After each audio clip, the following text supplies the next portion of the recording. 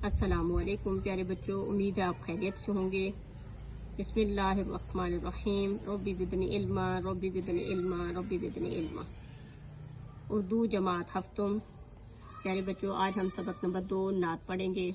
سب سے پہلے ہم نعت کی تعریف کو سمجھ لیتے ہیں۔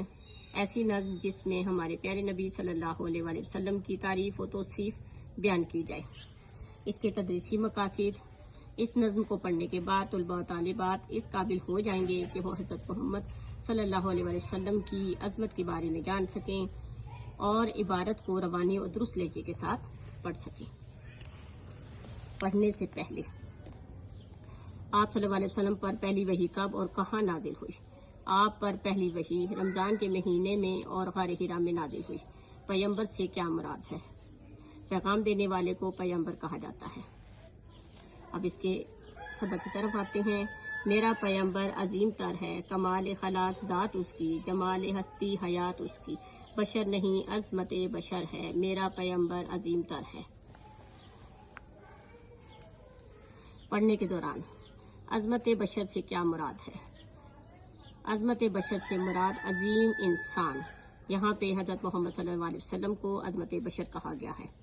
خاتم النبیین سے کسے کہتے ہیں؟ حضرت محمد صلی اللہ علیہ وسلم کو خاتم النبیین کہا جاتا ہے۔ لیسن کی طرف آتے ہیں۔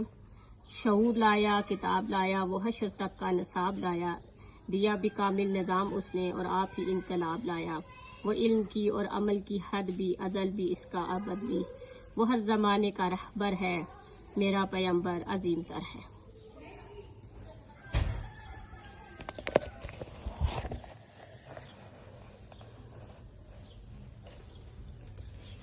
وہ آدم نور سے زیادہ بلند ہمت بلند ارادہ، وہ زہد عیسیٰ سے کوسوں آگے، جو سب کی منزل وہ اس کا جادہ، ہر ایک پیغمبر نیا ہے اس میں، ہجوم پیغمبراں ہے اس میں، وہ جس طرف ہے خدا ادھر ہے، میرا پیغمبر عظیم تر ہے۔ بس ایک مشکیزہ ایک چٹائی، ذرا سے جو ایک چارپائی، بدن پہ کپڑے بھی واجبی سے، نہ خوش لباسی نہ خوش قبائی، یہی ہے کل کائنات جس کی، گنی نہ جائے صفات جس کی، وہی تو سلطان بحر و بر ہے، میرا پیغمبر عظیم تر ہے۔ جو اپنا دامن لہو سے بھر لے، مصیبتیں اپنی جان پر لے، جو تہ خزن سے لڑے نہتا، جو غالب آ کر بھی صلح کر لے، اسیر دشمن کی چاہ میں بھی، مخالفوں کی نگاہ میں بھی، امین ہے صادق ہے معتبر ہے، میرا پیغمبر عظیم تر ہے۔ شاعر کا نام ہے مظفر وارثی۔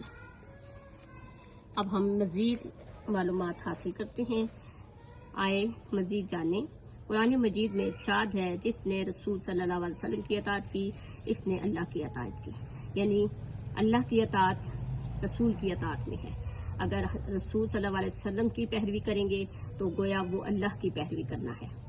امید ہے پیارے بچوں آج کا لیسن آپ نے اچھے سے سمجھ لیا ہوگا۔ آپ نے نظم نعت کی پڑھائی کرنی ہے۔